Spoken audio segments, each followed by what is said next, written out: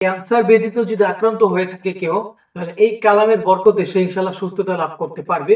যদি সে একান্ত বিশ্বাসের সাথে সে নিয়মিত যদি আয়াতটি চীনামাটির প্লেটে লিখে ধুয়ে পান করে যায়, অথবা শুধু নিয়মিত তেলাওয়াত করে পানিতে ফু দিয়ে নিয়মিত খেয়ে যায়, আল্লাহর রহমতে 100% উপকার পাবে ইনশাআল্লাহ। শুধু আমলটি আপনারা ফলো করবেন। নিয়মটি হলো, আগে আমি আয়াতগুলি তেলাওয়াত করে আমি আপনাদেরকে শুনিয়ে দিচ্ছি। আউযু বিল্লাহি মিনাশ শাইতানির রাজীম। বিসমিল্লাহির রহমানির রহিম।